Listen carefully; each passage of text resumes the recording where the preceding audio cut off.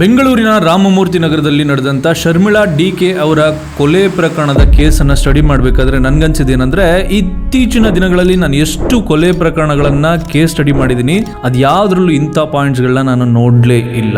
ಬರೀ 18 ವರ್ಷ 3 ತಿಂಗಳಿನ ಆ ಒಂದು ಹುಡುಗ ಈಕೆಯನ್ನ ಕೊಲೆ ಮಾಡೋದಕ್ಕೆ ಕಾರಣ ಆದ್ರೂ ಏನು? ಆಕೆ ಕೊಟ್ಟಂತ ಆ ಒಂದು ಸ್ಮೈಲ ಅಥವಾ ಈತನಿಗಿದ್ದಂತ ಒಂದು ಬಗ್ಗೆ ಇದ್ದಂಥ ಒಂದು ಹುಚ್ಚ? ಈ ಕೇಸ್ನ ಸ್ಟಡಿ ಮಾಡಬೇಕಾದ್ರೆ ಕೆಲವು ಪಾಯಿಂಟ್ಸ್ಗಳು ಅವ್ನು ಯಾವ ರೀತಿ ಎಕ್ಸಿಕ್ಯೂಷನ್ ಮಾಡ್ತಾನೆ, ಎಕ್ಸಿಕ್ಯೂಷನ್ ಮಾಡೋದಕ್ಕೂ ಮುಂಚೆ ಯಾವ ರೀತಿ ಪ್ಲಾನ್ನ ಮಾಡ್ತಾನೆ, ಆಕೆಯ ಬಗ್ಗೆ ಎಷ್ಟು ವಿಷಯಗಳನ್ನ ತಿಳ್ಕೊಂತಾನೆ, ಆಕೆನ ತಿಳ್ಕೊಳ್ಳೋದಕ್ಕೆ ಇವನು ಏನೇನೆಲ್ಲ ಸರ್ಕಸ್ ಮಾಡ್ತಾನೆ, ಆಕೆಯ ಮನೆ ಒಳಗಡೆ ಇವನು ಯಾವ ರೀತಿ ಎಂಟ್ರಿ ಕೊಡ್ತಾನೆ, ಎಂಟ್ರಿ ಕೊಟ್ಟ ಮೇಲೆ ಏನ್ ಮಾಡ್ತಾನೆ, ಅದೆಲ್ಲ ಆದ್ಮೇಲೆ ಈತ ಪೊಲೀಸ್ನವರ ಕಣ್ಣಿಗೆ ಸಿಗಾಕೋಬಾರ್ದು, ಅವ್ರ ಕೈಗೆ ಸಿಗಾಕೋಬಾರ್ದು ಅಂತ ಹೇಳ್ಬಿಟ್ಟು ಎವಿಡೆನ್ಸ್ ಗಳನ್ನ ಹಾಳು ಮಾಡೋದಕ್ಕೆ ಏನು ಪ್ರಯತ್ನಗಳನ್ನ ಮಾಡ್ತಾನೆ. ಇನ್ಫ್ಯಾಕ್ಟ್ ಪೊಲೀಸ್ನವರು ಈ ಕೇಸ್ನ ಒಂದು ನ್ಯಾಚುರಲ್ ಡೆತ್ ಅನ್ಕೊಂಡು ಮನೆಯಲ್ಲಿ ಯಾವುದೋ ಒಂದು ಶಾರ್ಟ್ ಸರ್ಕ್ಯೂಟ್ ಆಗಿದೆ ಅಂತ ಅನ್ಕೊಂಡು ಅದೇ ಕಾರಣಕ್ಕೆ ಬೆಂಕಿ ಹಚ್ಕೊಂಡಿದೆ, ಅದೇ ಕಾರಣಕ್ಕೆ ಈಕೆ ಸತ್ತೋಗಿದ್ದಾಳೆ ಅಂತ ಅನ್ಕೊಂಡು ಕೇಸ್ನ ಇನ್ನೇನು ಕ್ಲೋಸ್ ಮಾಡಬೇಕಾಗಿತ್ತು. ಅಷ್ಟರಲ್ಲಿ ಒಬ್ಬ ಕೊಟ್ಟಂತ ಸ್ಟೇಟ್ಮೆಂಟ್ ಈ ಕೇಸನ್ನೇ ಟರ್ನ್ ಮಾಡಿಬಿಡುತ್ತೆ. So let's get into Bengaluru Sharmila ಕೊಲೆ ಕೇಸ್. ನೀವೇನಾದರೂ ಈ ವಿಡಿಯೋಗೆ ಹೊಸಬ್ರಾಗಿದ್ದರೆ ನನ್ನ ಚಾನಲ್ಗೆ ಸಬ್ಸ್ಕ್ರೈಬ್ ಮಾಡಿಲ್ಲ ಅಂದರೆ ಸಬ್ಸ್ಕ್ರೈಬ್ ಮಾಡ್ಕೊಳ್ಳಿ. ನಮ್ಮ ಸುತ್ತಮುತ್ತ ನಡೀತಿರುವಂಥ ಟ್ರೆಂಡಿಂಗ್ ಟಾಪಿಕ್ಗಳನ್ನ ನಿಮಗೆ ಅರ್ಥ ಆಗೋ ರೀತಿ ತಿಳಿಸುವಂಥ ಪ್ರಯತ್ನ ನಂದು. ಬೈ ದ ವೇ, ನನ್ನ ಜೊತೆ ವರ್ಕ್ ಮಾಡೋದಕ್ಕೆ ಒಬ್ಬ ಎಡಿಟರ್ನ ಹುಡುಕ್ತಾ ಇದ್ದೀನಿ. At least 1 year premiere pro, after effect, ಫೋಟೋಶಾಪಲ್ಲಿ ವರ್ಕ್ ಮಾಡಿರುವಂಥ ಎಕ್ಸ್ಪೀರಿಯನ್ಸ್ ಇರೋರು, ನನ್ನ ಸ್ಟುಡಿಯೋನಲ್ಲಿ ಪರ್ಟಿಕ್ಯುಲರ್ಲಿ ಬೆಂಗಳೂರಲ್ಲಿರುವಂಥ ನನ್ನ ಸ್ಟುಡಿಯೋನಲ್ಲಿ ವರ್ಕ್ ಮಾಡೋದಕ್ಕೆ ಇಂಟ್ರೆಸ್ಟ್ ಇರೋರು, ನಾನು ಕೊಟ್ಟಿರುವಂಥ ಡಿಸ್ಕ್ರಿಪ್ಷನಲ್ಲಿ ಒಂದು ಲಿಂಕ್ನ ಕೊಟ್ಟಿದ್ದೀನಿ. ಆ ಲಿಂಕ್ನ ಕ್ಲಿಕ್ ಮಾಡಿ ನಿಮ್ಮ ಡೀಟೇಲ್ಸ್ನ ಎಂಟ್ರಿ ಮಾಡಿ. ಇಲ್ಲಿ ವರ್ಕ್ ಫ್ರಮ್ ಹೋಮ್ ಇರೋದಿಲ್ಲ, ಕಂಪ್ಲೀಟ್ಲಿ ವರ್ಕ್ ಫ್ರಮ್ ಆಫೀಸ್ ಇರುತ್ತೆ. So let's get back to the case. Sharmila D K ಆಕೆಯ ನೇಟಿವ್ ಬಂದು ಮಂಗಳೂರು. ಆಕೆಯ ವಯಸ್ಸು 34. ಆಕೆ ಬೆಂಗಳೂರಿನ ರಾಮಮೂರ್ತಿ ನಗರದ ಹತ್ರ ಇರುವಂತ ಸುಬ್ರಹ್ಮಣ್ಯ ಲೇಔಟ್ನ ಸಂಕಲ್ಪ ನಿಲಯ ಅನ್ನುವಂಥ ಒಂದು ಅಪಾರ್ಟ್ಮೆಂಟ್ ಅಲ್ಲಿ ಸುಮಾರು 1.5 ವರ್ಷಗಳಿಂದ ಸ್ಟೇ ಆಗಿರ್ತಾಳೆ. ಆಕೆ ಅಕ್ಸೆಂಚರ್ ಅಲ್ಲಿ ಸಾಫ್ಟ್ವೇರ್ ಇಂಜಿನಿಯರ್ ಆಗಿ ವರ್ಕ್ ಮಾಡ್ತಾ ಇರ್ತಾಳೆ. ಆಕೆದು ಕೆಲವು ನೇಚರ್ ಅಥವಾ ಏನಂತಾರೆ ಕ್ಯಾರೆಕ್ಟರ್ ಅನ್ನೋದ್ರ ಬಗ್ಗೆ ಕೆಲವು ಮಾಹಿತಿ ಸಿಕ್ಕಿರುವಂತ ಪ್ರಕಾರ ಆಕೆ ಸ್ವಲ್ಪ ಒಂಥರ ಜೋವಿಯಲ್ ಕ್ಯಾರೆಕ್ಟರ್, ಅಥವಾ ಎಲ್ಲರ ಜೊತೆಗೆ ಫ್ರೆಂಡ್ಲಿಯಾಗಿ ಮಾತಾಡ್ತಾ ಇದ್ಲು. ನೈಬರ್ ಸಿಕ್ಕರೆ ಅವ್ರ ಜೊತೆಗೆ ಮಾತಾಡ್ತಾ ಇದ್ರು, ಸ್ಮೈಲ್ ಮಾಡ್ತಾ ಇದ್ಲು. ಈ ಸ್ಮೈಲ್ ಮಾಡ್ತಾ ಇದ್ರು ಅನ್ನುವಂಥ ಒಂದು ಪಾಯಿಂಟ್ ನಾನು ಯಾಕೆ ಹೇಳ್ತಾ ಇದ್ದೀನಿ ಅಂದ್ರೆ, ಈ ಕೇಸಿಗೆ ಕೇಂದ್ರ ಬಿಂದು ಅಥವಾ ಇನಿಷಿಯಲ್ ಪಾಯಿಂಟ್ ಅಂತಂದ್ರೆ ಆಕೆಯ ಒಂದು ಸ್ಮೈಲ್ ಅಂತ ಅನ್ನಿಸ್ತಿದೆ. ಈ ಕೇಸ್ನ ಕಂಪ್ಲೀಟ್ ಆಗಿ ನೀವು ನೋಡ್ತಾ ಹೋಗಿ ನಿಮ್ಗೆ ಅರ್ಥ ಆಗುತ್ತೆ. ಸೊ ಈಗ ಅದೇ ಅಪಾರ್ಟ್ಮೆಂಟ್ ಅಲ್ಲಿ ಇರುವಂತ ಕರ್ನಲ್ ಕುರೈ 18 ವರ್ಷ 3 ತಿಂಗಳು ಅಷ್ಟೇ ಆತನ ವಯಸ್ಸು. ಆತ ಮತ್ತೆ ಆತನ ತಾಯಿ ಅದೇ ಅಪಾರ್ಟ್ಮೆಂಟ್ ಅಲ್ಲಿ ನೈಬರ್ ಆಗಿರ್ತಾರಂತೆ. ಯಾರಿಗೆ? ಶರ್ಮಿಳಾಗೆ ನೈಬರ್ ಆಗಿ ಇರ್ತಾರಂತೆ. ಸೊ ಕರ್ನಲ್ ಕುರೈ ವಯಸ್ಸು 18 ವರ್ಷ 3 ತಿಂಗಳು ಅಂತ ಹೇಳಿದ್ನಲ್ಲ, ಆತ ಬಂದು PUC ಮಾಡ್ತಾ ಇರ್ತಾನೆ, ಸೈನ್ಸ್ ತಗೊಂಡಿರ್ತಾನೆ. He was the best student ಆಗಿರ್ತಾನೆ. SSLC ನಲ್ಲೇನೋ 98% ತೆಗೆದಿದ್ದಾನೆ ಅನ್ನುವಂಥ ಮಾಹಿತಿ ಕೂಡ ಇದೆ. So he is the brightest student ಆಗಿರ್ತಾನೆ. ಬಟ್ ಒಂದು ದಿನ ಏನಾಗುತ್ತೆ, ಶರ್ಮಿಳಾ ಮತ್ತೆ ಈತ ಕರ್ನಲ್ ಕುರೈ ಇಬ್ರು ಮಧ್ಯೆ ಎಲ್ಲಿ ಪಾಯಿಂಟ್ ಆಫ್ ಕಾಂಟ್ಯಾಕ್ಟ್ ಆಗುತ್ತೋ, ಎಲ್ಲಿ ಮೀಟ್ ಆಗ್ತಾರೋ ಗೊತ್ತಿಲ್ಲ. ಬಟ್ ಶರ್ಮಿಳಾ ಆಸ್ ಯೂಶುವಲ್ ಪಕ್ಕದ ಮನೆಯವರಲ್ವಾ ಅಂತ ಹೇಳ್ಬಿಟ್ಟು ಸ್ಮೈಲ್ ಮಾಡಿರ್ತಾಳೆ. ಆ ಒಂದು ಸ್ಮೈಲ್ ಇಂದ ಕರ್ನಲ್ ಕುರೈಗೆ ಒಂದು ಇಂಟ್ರೆಸ್ಟ್ ಹುಟ್ಟುತ್ತೆ. ಯಾರ ಮೇಲೆ? ಶರ್ಮಿಳಾ ಮೇಲೆ. ಯಾವಾಗ ಆಕೆಯ ಮೇಲೆ ಇಂಟ್ರೆಸ್ಟ್ ಸ್ಟಾರ್ಟ್ ಆಗುತ್ತೋ ಅವಾಗ ಆಕೆಯನ್ನು ಸ್ಟಡಿ ಮಾಡೋದಕ್ಕೆ ಸ್ಟಾರ್ಟ್ ಮಾಡ್ತಾನೆ. ಆಕೆಯ ಚಲನವಲನಗಳನ್ನು, ಡೈಲಿ ಲೈಫ್ ಸ್ಟೈಲ್ಗಳನ್ನು, ಆಕೆ ಎಲ್ಲಿದ್ದಾಳೆ, ಏನು ಮಾಡ್ತಿದ್ದಾಳೆ, ಪ್ರತಿಯೊಂದನ್ನು ಆಕೆಯ ಸ್ಟಾಕಿಂಗ್ ಮಾಡೋದಕ್ಕೆ ಸ್ಟಾರ್ಟ್ ಮಾಡ್ತಾನೆ. ಸೊ ಇವರಿಬ್ರಿಗೂ ಪರಿಚಯ ಇತ್ತು ಅಂತ ಒಂದು ಮಾಹಿತಿ ಇದೆ, ಆದರೆ ಯಾವಾಗಿಂದ ಪರಿಚಯ ಇತ್ತು ಅನ್ನುವಂಥ ಮಾಹಿತಿ ಇಲ್ಲ. ಬಟ್ ಈ ಇನ್ಸಿಡೆಂಟ್ ನಡೆಯೋದಕ್ಕೆ ಈತ ಮಾಡ್ಕೊಂಡಿರುವಂಥ ಪ್ಲಾನಿಂಗ್ ಎಲ್ಲ ಬಂದು ನವೆಂಬರ್ ಇಂದ. ಈಗ ಶರ್ಮಿಳಾ ಇರುವಂಥ ಅಪಾರ್ಟ್ಮೆಂಟ್ ಅಲ್ಲಿ ಬರೀ ಶರ್ಮಿಳಾ ಒಬ್ಬಳೇ ಇಲ್ಲ, ಶರ್ಮಿಳಾ ಜೊತೆಗೆ ಒಬ್ಬ ಫ್ರೆಂಡ್ ಇದ್ದಾಳೆ. ಆಕೆ ಬಂದು ಅಸ್ಸಾಂನವಳು. ನವೆಂಬರ್ 14ನೇ ತಾರೀಕು ಶರ್ಮಿಳಾ ಅವರ ಫ್ರೆಂಡು ಅಸ್ಸಾಂ ಹೋಗೋದಿರುತ್ತೆ. ಸೊ ಆಕೆ ಅಸ್ಸಾಂಗೆ ಅಂತ ಹೋಗ್ಬಿಡ್ತಾಳೆ. ಈಗ ಸೊ ಅಪಾರ್ಟ್ಮೆಂಟ್ ಅಲ್ಲಿ ಇರುವಂತ ಶರ್ಮಿಳಾ ಮನೆಯಲ್ಲಿ ಇರೋದು ಶರ್ಮಿಳಾ ಒಬ್ಳೆ. ಈ ವಿಷಯವನ್ನ ಆತ ಹೇಗೆ ತಿಳ್ಕೊಂಡ ಅನ್ನೋದೇ ಒಂದು ಪ್ರಶ್ನೆ, ಯಕ್ಷ ಪ್ರಶ್ನೆ. ಬಟ್ ನವೆಂಬರ್ ಇಂದ ಸುಮಾರು ಜನವರಿವರೆಗೂ, ಜನವರಿ 3ನೇ ತಾರೀಕು ಆಕೆಯ ಮರ್ಡರ್ ನಡೆದಿರೋದು. ನವೆಂಬರ್ ಇಂದ ಜನವರಿ 3ನೇ ತಾರೀಕುವರೆಗೂ ಆಕೆಯ ಚಲನವಲನಗಳನ್ನ ಫಾಲೋ ಮಾಡ್ತಿದ್ದ. ಎವ್ರಿ ಇಂಚ್ ಎವ್ರಿ ಮೂವ್ಮೆಂಟ್ ನ ಆತ ಫಾಲೋ ಮಾಡ್ತಿದ್ದ ಅನ್ನುವಂತ ಮಾಹಿತಿ ಇದೆ. ಅದನ್ನ ಫಾಲೋ ಯಾವ ರೀತಿ ಮಾಡ್ತಿದ್ದ ಅಂದ್ರೆ, ಆಕೆಯ ಅಪಾರ್ಟ್ಮೆಂಟ್ ಅಲ್ಲಿ ಆಕೆಯ ಬಾಲ್ಕನಿ, ಆಬ್ವಿಯಸ್ಲಿ ಒಂದು ಅಪಾರ್ಟ್ಮೆಂಟ್ ಅಂದ್ಮೇಲೆ ಬಾಲ್ಕನಿ ಇರುತ್ತೆ, ನೈಬರ್ಸ್ ಎಲ್ಲ ಇರ್ತಾರೆ. ಸೊ ಈ ಒಂದಷ್ಟು ಮಾಹಿತಿಗಳನ್ನ ನೆನ್ಪಿಟ್ಕೊಳ್ಳಿ. ಆಕೆಯ ಬಾಲ್ಕನಿ ಕಾಣೋ ತರ ಅಥವಾ ಆಕೆ ಒಳಗಡೆ ಇದ್ದಾಳ ಇಲ್ವಾ, ಏನ್ ಮಾಡ್ತಿದ್ದಾಳೆ ಅನ್ನೋದು ಕಾಣೋ ತರ ಈತ ಹೋಗ್ಬಿಟ್ಟು ಟೆರಸ್ ಮೇಲೆ ಕೂರ್ತಿದ್ದಂತೆ. ಟೆರಸ್ ಮೇಲಿಂದ ಆಕೆ ಬಾಲ್ಕನಿ, ಆಕೆ ಅಪಾರ್ಟ್ಮೆಂಟ್ ಅಲ್ಲಿ ಆಕೆ ಹೌಸ್ ವಿಸಿಬಲ್ ಇರುವಂಥ ಒಂದು ಪ್ಲೇಸಲ್ಲಿ ಕೂತ್ಕೊಂಡು ಆಕೆಯನ್ನು ಸ್ಟಡಿ ಮಾಡ್ತಿದ್ದ. ಇವನು ಸ್ಟಡಿ ಮಾಡಬೇಕು ಅಂತ ಹೇಳ್ಬಿಟ್ಟು ಪುಸ್ತಕಗಳನ್ನ ಟೆರಸ್ಗೆ ತಗೊಂಡು ಹೋಗ್ತಿದ್ದ, ಆದರೆ ಸ್ಟಡಿ ಮಾಡ್ತಿದ್ದು ಆಕೆಯನ್ನು. ಸೊ ಈಗ ಆತನಿಗೆ ಈಕೆ ಮೇಲೆ ಇಂಟ್ರೆಸ್ಟ್ ಬಂದಿದೆ. ಇಂಟ್ರೆಸ್ಟ್ ಯಾವ ರೀತಿ ಅನ್ನೋದೇ ಒಂದು ಪ್ರಶ್ನೆ. ಇಲ್ಲಿ ಗ್ರಾಟಿಫಿಕೇಶನ್ಗೋಸ್ಕರ ಆಕೆಯ ಹಿಂದೆ ಬಿದ್ದಿದ್ದ ಅನ್ನುವಂತ ಒಂದಷ್ಟು ಮಾಹಿತಿ ಇದೆ. ಅದಾದ ನಂತರ ಯಾವಾಗ ನವೆಂಬರ್ 14ನೇ ತಾರೀಕು ಆಕೆಯ ಫ್ರೆಂಡು ಊರಿಗೆ ಹೋಗ್ತಾಳೋ ಆ ಒಂದು ಮೂಮೆಂಟ್ ನ ಇವನು ಕಾಯ್ತಾ ಇರ್ತಾನೆ.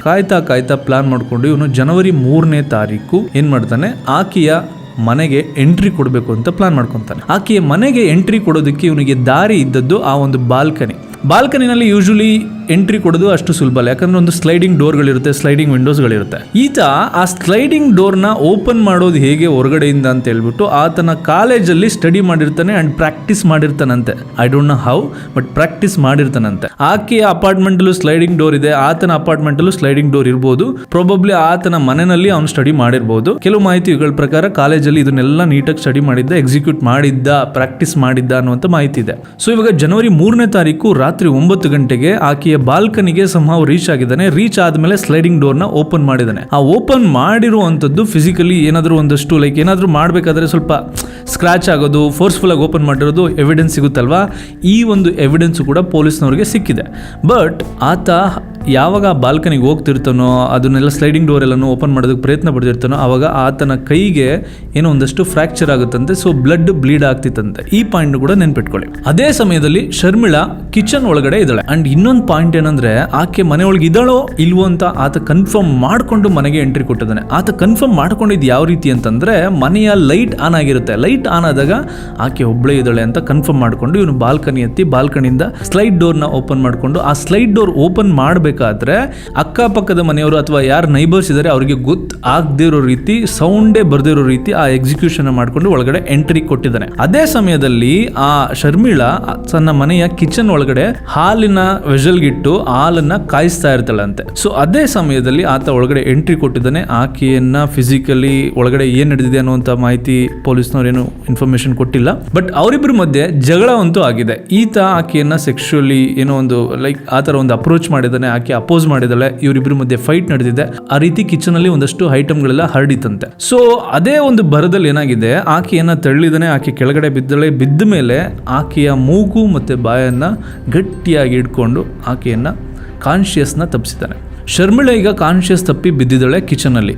ಈತನಿಗೆ ಎಸ್ಕೇಪ್ ಆಗೋದಕ್ಕೂ ಮುಂಚೆ ಒಂದು ಕಣ್ಣಿಗೆ ಕಾಣುತ್ತೆ. ಅದೇನಂದ್ರೆ ಆಕೆಯ ಬಾಡಿಯ ಮೇಲಿದ್ದಂತ ಬ್ಲಡ್ ಸ್ಟ್ರೇನ್ಸ್. ಇಲ್ಲಿ ಅವರಿಬ್ಬರ ಮಧ್ಯೆ ಜಗಳ ಆಡಿ ಆಕೆಯ ದೇಹದಿಂದಲೇ ಬಂದಂತ ರಕ್ತನ, ಅಥವಾ ಇವನು ಆಲ್ರೆಡಿ ಎಂಟ್ರಿ ಕೊಡೋದಕ್ಕೂ ಮುಂಚೆ ಅಲ್ಲಿ ಸ್ಲೈಡ್ ಡೋರ್ ಓಪನ್ ಮಾಡಬೇಕಾದ್ರೆ ಬಾಲ್ಕನಿ ಹತ್ತಬೇಕಾದ್ರೆ ಈತನ ಕೈಯಲ್ಲಿ ಬ್ಲಡ್ ಬಂದಿತ್ತು ಅಂತ ಮಾಹಿತಿ ಇದೆಯಲ್ಲ, ಅದರ ರಕ್ತನ I am not sure. But ಆ ಬ್ಲಡ್ ಸ್ಟ್ರೈನ್ ನ ನೋಡಿದ್ಮೇಲೆ ಆ ಎವಿಡೆನ್ಸ್ ನ ಬಿಟ್ಟು ಹೋದ್ರೆ ನಾನು ಸಿಗಾಕೊಳ್ಳೋದು ಗ್ಯಾರಂಟಿ ಅಂತ ಹೇಳ್ಬಿಟ್ಟು ಆತ ಏನ್ ಮಾಡಿದಾನೆ, ಆಕೆಯ ಬಟ್ಟೆಯನ್ನ ತಗೊಂಡು ಹೋಗಿ ಆಕೆಯ ಬಟ್ಟೆನ ಬಿಚ್ಕೊಂಡು ಹೋದ್ನೋ ಅಥವಾ ಅದಾದ್ಮೇಲೆ ಏನ್ ನಡೀತೋ ಇಟ್ ಇಸ್ ನಾಟ್ ಕ್ಲಿಯರ್. ಕೇಸಲ್ಲಿ ಅಷ್ಟೊಂದು ಡೀಟೇಲ್ಸ್ ಇಲ್ಲ. ಆ ಬಟ್ಟೆಯನ್ನ ತಗೊಂಡು ಹೋಗ್ಬಿಟ್ಟು ಆ ಫ್ರೆಂಡ್ ರೂಮ್ ಇತ್ತಲ್ಲ, ಆ ಫ್ರೆಂಡ್ ರೂಮ್ ಒಳಗಡೆ ಬೆಡ್ ಮೇಲೆ ಇಟ್ಬಿಟ್ಟು ಏನ್ ಮಾಡಿದಾನೆ, ಬೆಂಕಿ ಹಚ್ಚಿದಾನೆ. ಅಂಡ್ ಇನ್ನೊಂದು ಪಾಯಿಂಟ್ನ ನೀವು ನೆನ್ಪಿಟ್ಕೊಳ್ಳಿ, ಆಕೆ ಗ್ಯಾಸ್ ಮೇಲೆ ಹಾಲನ್ನ ಬಿಟ್ಟಿರ್ತಾಳೆ. ಹಾಲು ಕಾಯ್ತಾ ಇದೆ. ಕಾಯ್ಬೇಕಾದ್ರೆ ಹಾಲು ಕಾದು ಕಾದು ಕಾದು ಕಾದು ಉಕ್ಕಿ ಏನಾಗಿದೆ, ಆ ಫ್ಲೇಮ್ ಇತ್ತಲ್ಲ, ಬೆಂಕಿ ಇತ್ತಲ್ಲ, ಬೆಂಕಿ ನಂದೋಗಿದೆ. ಆದ್ರೆ ಅಲ್ಲಿ ಬರ್ತಿದ್ದಂತ ಗ್ಯಾಸ್ ಮಾತ್ರ ಆಫ್ ಆಗಿಲ್ಲ. ಯಾರು ಕೂಡ ನಾಬ್ನ ಆಫ್ ಮಾಡಿಲ್ಲ. ಗ್ಯಾಸ್ ಬರ್ತಾನೆ ಇದೆ, ಬಟ್ ಬೆಂಕಿ ಮಾತ್ರ ನಂದೋಗಿದೆ. ಇವಾಗ ಏನಾಗುತ್ತೆ, ಕಿಚನ್ ಅಲ್ಲೆಲ್ಲ ಗ್ಯಾಸ್ ತುಂಬಿಕೊಂಡಿದೆ. ಈತನ ಹೋಗ್ಬಿಟ್ಟು ರೂಮ್ ಅಲ್ಲಿ ಬೆಂಕಿನ ಹಚ್ಚಿದಾನೆ. ಈ ಬೆಂಕಿ ಹಚ್ಚಿರೋದು, ಅಲ್ಲಿ ಗ್ಯಾಸ್ ತುಂಬಿಕೊಂಡಿರೋದು, ಅದೇ ಮೂಮೆಂಟ್ ಅಲ್ಲಿ ಈತ ಏನ್ ಮಾಡಿದಾನೆ, ಅದೇ ಬಾಲ್ಕನಿಯಿಂದ ಬಂದ ಜಾಗದಿಂದನೇ ಎಸ್ಕೇಪ್ ಆಗಿದ್ದಾನೆ. ಎಸ್ಕೇಪ್ ಆಗ್ಬೇಕಾದ್ರೆ ಈತ ಇನ್ನೊಂದು ಮಿಸ್ಟೇಕ್ ಮಾಡಿದ್ದಾರೆ. ಆ ಮಿಸ್ಟೇಕ್ ಏನಂದ್ರೆ, ಆಕೆಯ ಫೋನ್ ಅನ್ನು ಕೂಡ ತಗೊಂಡು ಎಸ್ಕೇಪ್ ಆಗಿದ್ದಾನೆ. ಫೋನ್ ಏನೋ ತಗೊಂಡು ಎಸ್ಕೇಪ್ ಆದ, ಆದ್ರೆ ಫೋನ್ ನ ಈತನೇ ತಗೊಂಡೋಗಿದ್ದಾನೆ. ಆಕೆಯ ಫೋನ್ ಎಲ್ಲಿದೆ ಅಂತ ಪೊಲೀಸ್ನವರು ಹೇಗೆ ಟ್ರ್ಯಾಕ್ ಮಾಡಿದ್ರು ಅಂತ ನಿಮ್ಗೆ ಗೊತ್ತಾಗುತ್ತೆ, ನೋಡ್ತಾ ಹೋಗಿ. ಈ ಇನ್ಸಿಡೆಂಟ್ ಎಲ್ಲ ನಡೆದಿರೋದು ಸುಮಾರು 9 ಗಂಟೆಯಿಂದ 10:15 ಆ ಟೈಮಲ್ಲಿ ಅಂತ ಒಂದು ಮಾಹಿತಿ ಇದೆ. 10:15, 10:30 ಆ ಟೈಮಲ್ಲಿ ಏನಾಗಿದೆ, ಈತ ಬೆಂಕಿ ಹಚ್ಬಿಟ್ಟು ಹೊರಗಡೆ ಹೋದ ಮೇಲೆ ಅಪಾರ್ಟ್ಮೆಂಟ್ ಇಂದ ಅದೇ ಬಂದಿದ್ದ ದಾರಿನಲ್ಲೇ ಇಳಿದ್ಬಿಟ್ಟು ಹೋಗಿದ್ದಾನೆ. ಸ್ಲೈಡ್ ಡೋರ್ ತೆಗ್ದಿದ್ದಾನೆ, ಮತ್ತೆ ಅಲ್ಲಿ ಬಾಲ್ಕನಿಯಿಂದ ಇಳಿದಿದ್ದಾನೆ. ಇಳಿದ ಮೇಲೆ ಎಸ್ಕೇಪ್ ಆಗಿ ಆತನ ಮನೆಗೆ ಹೋಗಿದ್ದಾನೆ. ಆತನ ಮನೆಯಲ್ಲಿ ಆತನ ತಾಯಿ ಆ ಟೈಮಲ್ಲಿ ಏನ್ ಮಾಡ್ತಿರ್ತಾರೆ, ಆಬ್ವಿಯಸ್ಲಿ ಮಲಗಿರ್ತಾರೆ. ಸೊ ಆತನ ತಾಯಿಗೆ ಯಾವುದೇ ಡೌಟ್ ಬರ್ದೇ ಇರೋ ರೀತಿ ಮನೆಗೆ ಹೋಗಿ ಸೆಟಲ್ ಆಗಿದ್ದಾನೆ. ಸೊ ಈತ ಬೆಂಕಿ ಹಚ್ಚಿ ಆಚೆಗೆ ಹೋದ್ಮೇಲೆ ಏನಾಗಿದೆ, ಆ ಒಳಗಡೆ ಬೆಂಕಿ ಜೋರಾಗಿ ಹಚ್ಕೊಂಡಿದೆ. ಹಚ್ಕೊಂಡ್ಮೇಲೆ ಹೊಗೆ ಬರೋದಕ್ಕೆ ಸ್ಟಾರ್ಟ್ ಆಗಿದೆ. ಆ ಹೊಗೆನ ಐಡೆಂಟಿಫೈ ಮಾಡಿದಂತ ಆ ಒಂದು ಅಪಾರ್ಟ್ಮೆಂಟ್ ನ ಓನರ್ ಇಮಿಡಿಯೇಟ್ ಆಗಿ ಪೊಲೀಸ್ನವ್ರಿಗೆ ಕಾಲ್ ಮಾಡಿದ್ದಾರೆ, ಇಮಿಡಿಯೇಟ್ ಆಗಿ ಫೈರ್ ಫೈಟರ್ಗೆ ಕಾಲ್ ಮಾಡಿದ್ದಾರೆ. ಸೊ ಫೈರ್ ಫೈಟರ್ಸ್ ಅಲ್ಲಿಗೆ ಬಂದಿದ್ದಾರೆ, ಫೈರ್ ಎಕ್ಸ್ಟಿಂಗ್ವಿಷನ್ ಮಾಡಿದ್ದಾರೆ. ಅದಾದ ನಂತರ ಆಕೆ ಲೈಕ್ ಡೋರ್ ಎಲ್ಲ ಒಡೆದು ಒಳಗಡೆ ಹೋಗಿ ಆ ಫೈರ್ನೆಲ್ಲ ನಂದಿಸಿದ ನಂತರ ಆಕೆಯನ್ನ ನೋಡಿದಾಗ ಆಕೆ ಆಲ್ರೆಡಿ ಕಾನ್ಶಿಯಸ್ ತಪ್ಪಿ ಬಿದ್ದಿರ್ತಾಳೆ. ಆಕೆಯನ್ನ ಕರ್ಕೊಂಡೋಗಿ ಆಸ್ಪತ್ರೆಗೆ ಅಡ್ಮಿಟ್ ಮಾಡ್ತಾರೆ. ಅಡ್ಮಿಟ್ ಮಾಡಿದಾಗ ಡಾಕ್ಟರ್ ಹೇಳ್ತಾರೆ, ಶಿ ಈಸ್ ಆಲ್ರೆಡಿ ಡೆಡ್ ಅಂತ ಹೇಳ್ಬಿಟ್ಟು. ಸೊ ಪೊಲೀಸ್ನವರು ಒಳಗಡೆ ನಡೆದಿದ್ದಂಥ ಸಿಚುವೇಶನ್ ನೋಡಿ ಏನು ಅನ್ಕೊಂತಾರೆ, ಇಲ್ಲಿ ಯಾವುದೋ ಶಾರ್ಟ್ ಸರ್ಕ್ಯೂಟ್ ಆಗಿರ್ಬೋದು, ಶಾರ್ಟ್ ಸರ್ಕ್ಯೂಟ್ ಕಾರಣಕ್ಕೆ ಇಲ್ಲಿ ಹೊಗೆ ಎಲ್ಲ ತುಂಬಿಕೊಂಡಿದ್ದೆ, ಆ ಹೊಗೆಯನ್ನು ಕುಡಿದು ಆಕೆ ಸತ್ತಿರಬಹುದು ಅಂತ ಹೇಳ್ಬಿಟ್ಟು ಇನಿಷಿಯಲಿ ಪೊಲೀಸ್ನವರು ಒಂದು ನಾರ್ಮಲ್ ಒಂದು ರಿಪೋರ್ಟ್ ಬರ್ಕೊಂಡಿರ್ತಾರೆ. ಬಟ್ ಈ ಕೇಸಿಗೆ ಟ್ವಿಸ್ಟ್ ಸಿಕ್ಕಿದ್ದು ಯಾವಾಗ ಗೊತ್ತಾ, ಈ ಇನ್ಸಿಡೆಂಟ್ ನಡೆದಿದ್ದು ಜನವರಿ 3ನೇ ತಾರೀಕು. ಆದರೆ ಜನವರಿ 4ನೇ ತಾರೀಕು ಒಬ್ಬ ವ್ಯಕ್ತಿ ಪೊಲೀಸ್ ಸ್ಟೇಷನ್ಗೆ ಹೋಗ್ತಾನೆ. ಆತನ ಹೆಸರೇ ರೋಹಿತ್ ಕೆ. ರೋಹಿತ್ ಕೆ ಯಾರು ಅಂದ್ರೆ, ಈ ಶರ್ಮಿಳಾ ಮತ್ತೆ ರೋಹಿತ್ ಕೆ ಇಬ್ರು ಫ್ರೆಂಡ್ಸ್. ರೋಹಿತ್ ಗೆ ಶರ್ಮಿಳಾ ಬಗ್ಗೆ ತುಂಬಾ ವಿಷಯಗಳು ಗೊತ್ತಿತ್ತು. ಈತ ಹೋಗಿ ಪೊಲೀಸ್ ಸ್ಟೇಷನ್ ಅಲ್ಲಿ ಕಂಪ್ಲೇಂಟ್ ಕೊಡ್ಬೇಕಾದ್ರೆ ಕೆಲವು ಮಾಹಿತಿಗಳನ್ನ ಕೊಡ್ತಾನೆ. ಆ ಮಾಹಿತಿಗಳಲ್ಲಿ ಒಂದು ಮಾಹಿತಿ ಪೊಲೀಸ್ನವರ ತಲೆ ಕೆಡಿಸುತ್ತೆ. ಈ ಕೇಸು ಬೇರೆ ಥರನೇ ಇದೆ ಅಂತ ಒಂದು ಡೌಟನ್ನ ಹುಟ್ಟಾಕುತ್ತೆ. ಆತ ಹೇಳಿದಂಥ ಒಂದು ಇಂಪಾರ್ಟೆಂಟ್ ಪಾಯಿಂಟ್ ಏನಂದರೆ, ಆಕೆಗೆ ಒಂದು ನೇಚರ್ ಏನಂದರೆ ಅಕ್ಕಪಕ್ಕದ ಮನೆಯವ್ರನ್ನೆಲ್ಲ ಕ್ಲೋಸ್ ಆಗಿ ಮಾತಾಡಿಸುವಂಥ ಒಂದು ನೇಚರ್ ಇತ್ತು. ಆ್ಯಂಡ್ ಯಾರೇ ಸಿಕ್ಕರೂ ಸಹ ಸ್ಮೈಲ್ ಮಾಡ್ತಿದ್ಲು ಅನ್ನುವಂಥ ಒಂದಷ್ಟು ಮಾಹಿತಿನ ಕೊಡ್ತಾರೆ. ಆ ಮಾಹಿತಿ ಕೊಟ್ಟಾಗ ಇಲ್ಲಿ ಪೊಲೀಸ್ನವರು ಡಾಟ್ಸ್ನ ಕನೆಕ್ಟ್ ಮಾಡ್ತಾ ಹೋಗ್ತಾರೆ. ಡಾಟ್ಸ್ನ ಕನೆಕ್ಟ್ ಮಾಡ್ತಾ ಹೋದಾಗ ಆಕೆಯ ಫೋನ್ ಮಿಸ್ಸಿಂಗ್ ಆಗಿರುತ್ತೆ. ಅಂಡ್ ಮನೆಯಲ್ಲಿ ಜನರಲ್ ಆಗಿ ಚೆಕ್ ಮಾಡಿದ್ರು ಸಹ ಇಲ್ಲಿ ಯಾವ್ದಾದ್ರು ಶಾರ್ಟ್ ಸರ್ಕ್ಯೂಟ್ ಆಗಿದ್ರೆ ವೈರು ಬೆಂಕಿ ಹಚ್ಕೊಂಡಿರ್ಬೇಕು. ಶಾರ್ಟ್ ಆಗಿದ್ರೆ ಆ ಬೆಂಕಿನೇ ಹಚ್ಕೊಂಡಿಲ್ಲ. ಬಟ್ ಈ ತರ ಬೆಂಕಿ ಹೆಂಗ್ ಹಚ್ಕೊಂತು, ಬಟ್ಟೆಗಳಿಗೆ ಬೆಂಕಿ ಯಾವ ರೀತಿ ಹಚ್ಕೊತು, ಆಕೆ ನೋಡಿದ್ರೆ ಕಿಚನ್ ಅಲ್ಲಿ ಬಿದ್ದಿದ್ದಾಳೆ ಅನ್ನುವಂಥ ಒಂದಷ್ಟು ಮಾಹಿತಿಗಳಿಗೆ, ಕ್ವಶನ್ಸ್ಗೆ ಈತ ಕೊಟ್ಟಂಥ ಕೆಲವು ಪಾಯಿಂಟ್ಸ್ಗಳು ಎಲ್ಲ ಡೌಟನ್ನು ತರ್ತವೆ. ಅವಾಗ ಪೊಲೀಸ್ನವರು ಅನ್ಯಾಚುರಲ್ ಡೆತ್ ಅಂತ ಹೇಳ್ಬಿಟ್ಟು UDR ರಿಪೋರ್ಟ್ನ ಫೈಲ್ ಮಾಡ್ಕೊತಾರೆ ಆಕೆಯ ಸಾವಿನ ಬಗ್ಗೆ. ಅದಾದ ನಂತರ ಇನ್ವೆಸ್ಟಿಗೇಷನ್ ಸ್ಟಾರ್ಟ್ ಮಾಡ್ಕೊತಾರೆ. ಇನ್ವೆಸ್ಟಿಗೇಷನ್ ಸ್ಟಾರ್ಟ್ ಮಾಡ್ಕೊಂಡ್ಮೇಲೆ ಫಾರೆನ್ಸಿಕ್ ಆ ಜಾಗಕ್ಕೆ ಹೋಗುತ್ತೆ. ಆ ಜಾಗಕ್ಕೆ ಹೋದ್ಮೇಲೆ ಎಲ್ಲನೂ ಕಲೆಕ್ಟ್ ಮಾಡ್ಕೊಳ್ತಾ ಹೋಗ್ತಾರೆ. ಆ ಕಲೆಕ್ಟ್ ಮಾಡಬೇಕಾದ್ರೆ ಒಂದು ಇಂಪಾರ್ಟೆಂಟ್ ಪಾಯಿಂಟ್ ಏನಂದ್ರೆ, ಆ ಬಟ್ಟೆಗಳ ಮೇಲೆ ಬಿದ್ದಿರುತ್ತಲ್ಲ ಬೆಂಕಿ, ಆ ಬೆಂಕಿ ಸಂಬಡಿ ಹ್ಯಾಸ್ ಫೈರ್ಡ್. ಸುಮ್ಮನೆ ಬೆಂಕಿ ಹಚ್ಕೊಂಡ್ಬಿಡುತ್ತೆ ಬಟ್ಟೆ ಬೆಂಕಿ ಹಚ್ಕೊಳ್ಳೋಕೆ ಸಾಧ್ಯನೇ ಇಲ್ಲ. ಸೊ ಆಕೆಯ ಡೆತ್ ಟೈಮ್, ಬೆಂಕಿ ಹಚ್ಕೊಂಡಿರೋ ಟೈಮ್, ಇದನ್ನೆಲ್ಲ ಅನಲೈಸ್ ಮಾಡಿದಾಗ ಬೆಂಕಿ ಹಚ್ಕೊಳ್ಳೋದಕ್ಕೂ ಮುಂಚೆನೆ ಆಕೆ ಸತ್ತೋಗಿದ್ದಾಳೆ. ಆಕೆಯ ದೇಹ ಪೋಸ್ಟ್ ಮಾರ್ಟಮ್ಗೆ ಹೋಗಿರುತ್ತೆ. ಪೋಸ್ಟ್ ಮಾರ್ಟಮ್ ರಿಪೋರ್ಟ್ ಬಂದ ಮೇಲೆ ಆಕೆಯ ಸಾವಿಗೆ ಕಾರಣ ಏನು ಅಂತ ಆದ್ರೆ ಉಸಿರುಗಟ್ಟು ಸತ್ತಿರೋದು. ಆಕೆಯ ಮೂಗು ಮತ್ತೆ ಬಾಯನ್ನ ಯಾರು ಜೋರಾಗಿ ಪ್ರೆಸ್ ಮಾಡಿದರೆ ಪ್ರೆಸ್ ಆಗಿದೆ ಅನ್ನುವಂತ ಒಂದು ರಿಪೋರ್ಟ್ ಪೋಸ್ಟ್ ಮಾರ್ಟಮ್ ಇಂದ ಬರುತ್ತೆ. ಒಂದು ಪೋಸ್ಟ್ ಮಾರ್ಟಮ್ ಇಂದ ಆ ರಿಪೋರ್ಟ್ ಬರುತ್ತೆ. ಆಕೆಯ ಫೋನ್ ಮಿಸ್ಸಿಂಗ್ ಆಗಿರುತ್ತೆ. ಮನೆಯಲ್ಲಿ ಬೆಂಕಿ ಹಚ್ಕೊಳ್ಳೋದಕ್ಕೆ ಬೇರೆ ಏನೋ ಕಾರಣ ಇದೆ ಅಂತ ಗೊತ್ತಾಗಿರುತ್ತೆ. ಆದ್ರೆ ಯಾರು ಅಂತ ಮಾತ್ರ ಗೊತ್ತಾಗಿರೋದಿಲ್ಲ. ಈಗ ಪೊಲೀಸ್ನವ್ರಿಗೆ ಸುಮಾರು ಡೌಟ್ಗಳು ಬರುತ್ತೆ. ಅಲ್ಲಿವರೆಗೂ ಯಾರ್ಯಾರ ಮೇಲೂ ಕೂಡ ಅವರು ಡೌಟ್ ಪಡೋದಕ್ಕೆ ಆಗೋದಿಲ್ಲ. ಯಾಕಂದರೆ ಆಕೆ ರೂಮ್ಮೇಟ್ ಅಲ್ಲಿಲ್ಲ, ರೂಮ್ಮೇಟ್ ಅಸ್ಸಾಂಗೆ ಹೋಗಿದ್ದಾರೆ, ಆಕೆ ಒಬ್ಬಳೇ ಇದ್ದಾಳೆ. ಈತ ಎಂಟ್ರಿ ಆ್ಯಂಡ್ ಎಕ್ಸಿಟ್ ಕೊಟ್ಟಿರುವಂಥ ಪಾಯಿಂಟಲ್ಲಿ ಯಾವುದೇ CCTV ಕ್ಯಾಮ್ರಾಗಳಿಲ್ಲ. ಸೊ ಆ ಮನೆ ಬಾಗಿಲು ಹಂಗೆ ಹಾಕಿತ್ತು ಒಳಗಡೆಯಿಂದ. ಸೊ ಆಕೆ ಸಾವಿಗೆ ಕಾರಣ ಆದರೂ ಯಾರು ಅಂತ ಹುಡ್ಕೋದಕ್ಕೆ ಸ್ಟಾರ್ಟ್ ಮಾಡ್ತಾರೆ. ಅವ್ರು ಹುಡುಕ್ಬೇಕಾದ್ರೆ ಅವರಿಗೆ ಮೇನ್ ಎವಿಡೆನ್ಸ್ ಸಿಗಬೇಕಾಗಿದೆ ಏನಂದರೆ ಆಕೆಯ ಫೋನ್ ಎಲ್ಲಿತ್ತು ಅಂತ ಹೇಳ್ಬಿಟ್ಟು. ಅದೇ ಸಮಯದಲ್ಲಿ ಹುಡುಕ್ತಾ ಏನಾಗುತ್ತೆ, ನೈಬರ್ಸ್ಗಳು ಅವರು ಇವರು ಏನೇನಿದ್ದಾರೆ, ವಿಟ್ನೆಸ್ ಯಾರು ಇಲ್ಲ ಇಲ್ಲಿ. ಅಕ್ಕಪಕ್ಕದ ಮನೆಯವರು ಎಲ್ಲ ಇನ್ವೆಸ್ಟಿಗೇಷನ್ ಮಾಡಬೇಕಾದ್ರೆ ಆ ಫೋನು ನೆಟ್ವರ್ಕು ಆನ್ ಆಗುತ್ತೆ. ಆದರೆ ಆಕೆಯ ಫೋನಲ್ಲಿ ಬೇರೆಯವರ ಸಿಮ್ಮು ಆಕ್ಟಿವೇಟ್ ಆಗುತ್ತೆ. ಅದು ಪೊಲೀಸ್ನವ್ರಿಗೆ ಗೊತ್ತಾಗುತ್ತೆ. ಆ ಒಂದು ಮಾಹಿತಿನ ಇಟ್ಕೊಂಡು ಆ ಫೋನ್ ಎಲ್ಲಿದೆ ಅಂತ ಲೊಕೇಶನ್ ಚೆಕ್ ಮಾಡಿ ಅಲ್ಲಿಗೆ ಹೋಗ್ತಾರೆ. ಆವಾಗ ಸಿಕ್ಕಿದ್ದೆ ಕರ್ನಲ್ ಕುರೈಗೆ ಸಿಂಗಲ್ ಮದರ್, ಆತನ ತಂದೆ ಇಲ್ಲ ಅನ್ನುವಂಥ ಒಂದು ಮಾಹಿತಿ ಇದೆ. ಕಸ್ಟಡಿಗೆ ತಗೊಂಡ್ಮೇಲೆ ಆತನನ್ನ ಎಕ್ಸ್ಪ್ಲಿಸಿಟ್ ಆಗಿ ಕೇಳಿದಾಗ ಆತ ಎಲ್ಲ ವಿಷಯಗಳನ್ನು ಒಪ್ಕೊಂತಾನಂತೆ. ಏನಂತ, ಆಕೆಯ ಮೇಲೆ ನನಗೆ ಸೆಕ್ಸ್ ಇಂಟ್ರೆಸ್ಟ್ ಇತ್ತು ಅಂಡ್ ಆಕೆಯ ಮನೆಗೆ ನಾನು ಎಂಟ್ರಿ ತಗೊಳ್ಳೋದಕ್ಕೂ ಮುಂಚೆ ಆಕೆಯ ಚಲನವಲನಗಳನ್ನ ನಾನು ನೋಡಿದ್ದೆ. ಆಕೆ ಯಾವಾಗ ಬರ್ತಾಳೆ, ಯಾವಾಗ ಹೋಗ್ತಾಳೆ, ಒಬ್ಬಳೇ ಇದ್ದಾಳ, ಎಲ್ಲ ವಿಷಯಗಳನ್ನ ನಾನು ತಿಳ್ಕೊಂಡಿದ್ದೆ. ಅದಾದ ನಂತರ ಸ್ಲೈಡಿಂಗ್ ಡೋರ್ ಓಪನ್ ಮಾಡೋದು ಹೇಗೆ, ಕ್ಲೋಸ್ ಮಾಡೋದು ಹೇಗೆ ಅಂತ ಎಲ್ಲ ವಿಚಾರಗಳನ್ನ ತಿಳ್ಕೊಂಡಿದ್ದೆ. ಯಾವ ರೀತಿ ಎಂಟ್ರಿ ಕೊಡಬೇಕು ಅಂತ ಪ್ಲಾನ್ ಮಾಡಿಕೊಂಡು ಅವತ್ತು ಎಂಟ್ರಿ ಕೊಟ್ಟೆ. ನಮ್ಮಿಬ್ಬರ ಮಧ್ಯೆ ಜಗಳ ಆಯಿತು. ಅದಾದಮೇಲೆ ಆಕೆಯನ್ನು ಕೊಂದಿದ್ದು ನಾನೇ, ಫೈರ್ ಹಚ್ಚಿದ್ದು ನಾನೇ ಅನ್ನುವಂಥ ಎಲ್ಲ ವಿಷಯಗಳಿಗೂ ಆತ ಒಪ್ಕೊತಾನೆ ಅನ್ನುವಂಥ ಮಾಹಿತಿ ಇದೆ. ಸೊ ಈಗ ಆತನನ್ನು ಅರೆಸ್ಟ್ ಮಾಡಿದಂಥ ಡೇಟ್ ಯಾವಾಗ ಗೊತ್ತಾ? ಜನವರಿ 10ನೇ ತಾರೀಕು. ಇನ್ಸಿಡೆಂಟ್ ನಡೆದಂಥ ಡೇಟು ಜನವರಿ 3ನೇ ತಾರೀಕು. ಈ 6 ದಿನಗಳು ಆತ ಏನು ಮಾಡುತ್ತಿದ್ದ ಗೊತ್ತಾ? ಆ್ಯಸ್ ಯೂಶುವಲ್ ನಾರ್ಮಲ್, ಏನು ನಡೆದೇ ಇಲ್ಲ ಅನ್ನೋ ರೀತಿ ಕಾಲೇಜ್ಗೆ ಹೋಗ್ತಿದ್ದ, ಕಾಲೇಜಿಂದ ಬರ್ತಿದ್ದ, ಪ್ರತಿದಿನ ಎಲ್ಲ ನ್ಯೂಸ್ ಪೇಪರ್ಗಳನ್ನು, ನ್ಯೂಸ್ ಚಾನಲ್ಗಳನ್ನು ಫಾಲೋ ಮಾಡ್ತಿದ್ದ. ಈತ ಪೊಲೀಸ್ನವ್ರನ್ನ ಸ್ಟಡಿ ಮಾಡ್ತಿದ್ದ. ಪೊಲೀಸ್ನವರು ಈತ ನನಗೋಸ್ಕರ ಹುಡುಕ್ತಾ ಇದ್ದಾರೆ ಅಂತ ಗೊತ್ತು, ಬಟ್ ಪೊಲೀಸ್ನವ್ರನ್ನ ಈತ ಸ್ಟಡಿ ಮಾಡ್ತಿದ್ದ. ಬೆಂಗಳೂರಿಂದ ಎಸ್ಕೇಪ್ ಆಗುವಂಥ ಯಾವುದೇ ಪ್ರಯತ್ನವನ್ನು ಆತ ಪಟ್ಟಿರಲಿಲ್ಲ. ಆ್ಯಂಡ್ ಆಲ್ಸೋ ಆತ ಮಾಡಿದಂಥ ಒಂದು ಮಿಸ್ಟೇಕ್ ಏನಂದರೆ, ಆ ಫೋನಿಗೆ ಯಾವಾಗ ಆತನ ಸಿಮ್ನ ಹಾಕ್ತಾನೋ ಆವಾಗ ಪೊಲೀಸ್ನವ್ರಿಗೆ ಆ ಫೋನ್ ಆಕ್ಟಿವೇಟ್ ಆಗಿದ್ದು ಗೊತ್ತಾಗುತ್ತೆ. ಟ್ರ್ಯಾಕ್ ಮಾಡಿ ಆತನನ್ನು ಅರೆಸ್ಟ್ ಮಾಡಿದ್ದಾರೆ. ಈಗ ಈ ಕೇಸ್ನ ಅನಲೈಸ್ ಮಾಡಿದಾಗ, ಈ ಕೇಸ್ನ ನೀವು ಇಲ್ಲಿವರೆಗೂ ನೋಡಿದ್ರಲ್ವಾ, ನಾನು ಒಂದಷ್ಟು ಪಾಯಿಂಟ್ಸ್ಗಳನ್ನ ಹೇಳ್ತೀನಿ, ನಿಮ್ಗೇನು ಅನಿಸುತ್ತೆ ಕಮೆಂಟ್ ಮಾಡಿ. ಒಂದು, ಈಕೆ ಕೊಟ್ಟಂಥ ಸ್ಮೈಲು ನನ್ನ ಪ್ರಕಾರ ಯಾವುದೇ ತಪ್ಪಿಲ್ಲ.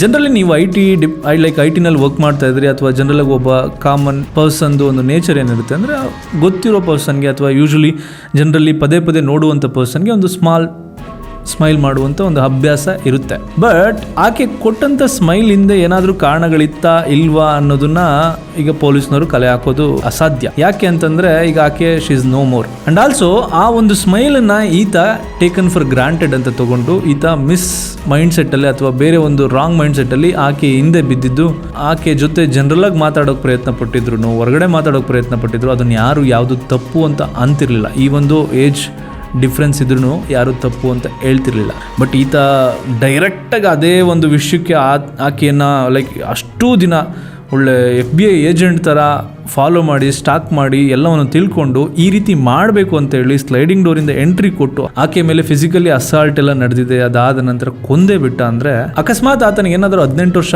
ಆಗಿಲ್ಲ ಅಂದಿದ್ರೆ ಈ ಕೇಸ್ಗಳೇ ಬೇರೆ ರೀತಿ ಹೋಗ್ತಿತ್ತು. ಇವಾಗ ಪೊಲೀಸ್ನವರು ಇನ್ವೆಸ್ಟಿಗೇಷನ್ ಮಾಡಿ ಇದೆಲ್ಲ ನಡೀತಾ ಇರೋದ್ರ ಪ್ರಕಾರ ಇವಾಗ ಅಲ್ಲಿ ನಡೆದಿರುವಂಥ ಒಂದೊಂದು ವಿಷಯಗಳನ್ನು ಸೆಕ್ಷನ್ BNS ಸೆಕ್ಷನ್ ಪ್ರಕಾರ ಆತನಿಗೆ ಏನಾದರೂ ಶಿಕ್ಷೆ ಆಗೋದಾದರೆ ನಂಬರ್ 1 ಇರೋದು ದೊಡ್ಡ ತಪ್ಪು. ನಂಬರ್ 2 ಅದೆಲ್ಲ ಆದಮೇಲೆ ಆಕೆ ಬಟ್ಟೆನ ಎತ್ಕೊಂಡು ಹೋಗಿ ರೂಮಲ್ಲಿ ಅವನು ಬೆಂಕಿ ಹಚ್ಚಿದ್ದಾನೆ ಅನ್ನುವಂಥ ಒಂದು ಮಾಹಿತಿ ಇದೆಯಲ್ಲ, ಬಟ್ಟೆ ಎತ್ಕೊಂಡು ಹೋಗಿದ್ದಾನೆ ಅಂದರೆ ಬೇರೆ ಏನಾದರೂ ನಡೆದಿದೆಯಾ, ಆಕೆ ಮೇಲೆ ಏನಾದರೂ ನಡೆದಿತ್ತಾ ಇಲ್ವಾ ಅನ್ನುವಂಥ ಮಾಹಿತಿ ಈಗ ಪೊಲೀಸ್ನವರಿಗೆ ಗೊತ್ತಾಗಿರಬಹುದು ಬೈ ದಿಸ್ ಟೈಮ್ ಅಂತ ನನಗನ್ಸುತ್ತೆ. ಇನ್ ಕೇಸ್ ಅದೇನಾದರೂ ನಡೆದಿದ್ರೆ ಆ್ಯಂಡ್ ಅಸಾಲ್ಟ್ ನಡೆದಿದೆ, ಸೆಕ್ಷುವಲ್ ಅಸಾಲ್ಟ್ ನಡೆದಿದೆ ಅಂತ ಅದರ ಮೇಲೊಂದು ಕೇಸ್ ಆಗುತ್ತೆ. ಆ್ಯಂಡ್ ಅದೆಲ್ಲ ಆದಮೇಲೆ ಎವಿಡೆನ್ಸ್ನ ಹಾಳು ಮಾಡೋದಕ್ಕೆ ಪ್ರಯತ್ನ ಪಟ್ಟಿದ್ದಾನೆ ಅಂತ ಹೇಳ್ಬಿಟ್ಟು ಈ 4 ಮೇನ್ ಸೆಕ್ಷನಲ್ಲಿ ಆತನಿಗೆ ಕಠಿಣ ಶಿಕ್ಷೆ ಆಗುವಂಥ ಸಾಧ್ಯತೆಗಳು ಜಾಸ್ತಿ ಇದ್ದಾವೆ. ಇವಾಗ ಆತನನ್ನು ಬಿಟ್ಟು ಆತನ ತಾಯಿಯ ಬಗ್ಗೆ ಒಂದು ಕ್ಷಣ ಯೋಚನೆ ಮಾಡೋದಾದರೆ, ಕೆಲವು ವಯಸ್ಸುಗಳಲ್ಲಿ ಜೀವನ ಅಂದ್ರೆ ಏನು ಅಂತಲೇ ಅರ್ಥ ಆಗಿರಲ್ಲ, ಕೆಲವು ತಪ್ಪುಗಳನ್ನು ಗೊತ್ತಿದ್ದೋ ಗೊತ್ತಿಲ್ಲದೇನೋ ಮಾಡೋದು ಕಾಮನ್ನು. ಆದರೆ ಈತ ಈ ಲೆವೆಲ್ಗೆ ಅಪ್ ಟು ದಟ್ ಎಕ್ಸ್ಟೆಂಟ್ ಹೋಗಿದ್ದಾನೆ. ಒಬ್ಬರನ್ನ ಕೊಲೆ ಮಾಡಬೇಕು ಅನ್ನೋ ಮೈಂಡ್ ಸೆಟ್ ಆತನಿಗೆ ಯಾಕೆ ಬಂತು, ಹೇಗೆ ಬಂತು ಅಂತ ಆತನ ಸೈಕಾಲಜಿನ ಅಂಡರ್ಸ್ಟ್ಯಾಂಡ್ ಮಾಡ್ಕೊಳಕ್ಕೆ ಹೋದರೆ ಆತನಿಗೆ ಯಾವುದೇ ಆ ಥರ ಒಂದು ಕ್ರಿಮಿನಲ್ ಹಿಸ್ಟ್ರಿನೇ ಇಲ್ಲ. ಈ was a good bright student ಅನ್ನುವಂಥ ಒಂದು ಮಾಹಿತಿ ಇದೆ. ಆದರೆ ಆತ ಪಟ್ಟಂಥ ಒಂದು ರಾಂಗ್ ಇಂಟೆನ್ಷನ್ ಅಥವಾ ಒಂದು ಸೆಕ್ಷನ್ ಗ್ರಾಟಿಫಿಕೇಷನ್ ಅಂತ ಒಂದು ಫೀಲಿಂಗಿಂದ ಆತ ಮಾಡಿದಂಥ ಒಂದು ತಪ್ಪಿಂದ ಲೈಫ್ ಲಾಂಗ್ ಆತ ಜೈಲಲ್ಲಿ ಇರುವಂಥ ಚಾನ್ಸಸ್ಗಳು ಜಾಸ್ತಿ ಇದೆ. ಇದಕ್ಕೆ ಬೇರೆ ಏನಾದರೂ ಕೋನ ಇದೆಯಾ, ಮೊದಲೇನಾದರೂ ಪರಿಚಯ ಇತ್ತಾ ಇವರಿಬ್ಬರಿಗೆ, ಬೇರೆ ಏನಾದರೂ ವಿಷಯಗಳು ಇತ್ತಾ ಅಂತ ಹೇಳ್ಬಿಟ್ಟು ಇವಾಗ ಪೊಲೀಸ್ನವರು ಕಲೆ ಹಾಕೋದು ಬಾಕಿ ಇದೆ. ಆ್ಯಂಡ್ ಅದಾದ ನಂತರ ಏನು ತೀರ್ಪು ಬರುತ್ತೋ ಗೊತ್ತಿಲ್ಲ. ಸೊ ಇದಾಗಿತ್ತು ಬೆಂಗಳೂರಿನಲ್ಲಿ ನಡೆದಂಥ ಶರ್ಮಿಳಾ ಮರ್ಡರ್ ಕೇಸ್. ಈ ವಿಡಿಯೋಗೆ ನೀವೇನಾದರೂ ಹೊಸಬರಾಗಿದ್ದರೆ ಸಬ್ಸ್ಕ್ರೈಬ್ ಮಾಡ್ಕೊಳ್ಳಿ. ನಮ್ಮ ಸುತ್ತಮುತ್ತ ನಡೀತಿರುವಂಥ ಟ್ರೆಂಡಿಂಗ್ ಟಾಪಿಕ್ಗಳನ್ನ ನಿಮಗೆ ಅರ್ಥ ಆಗೋ ರೀತಿ ತಿಳಿಸುವಂಥ ಪ್ರಯತ್ನ ನಂದು. ನೆಕ್ಸ್ಟ್ ವಿಡಿಯೋದಲ್ಲಿ ಸಿಗೋಣ. ಅಲ್ಲಿವರೆಗೂ ಪೀಸ್.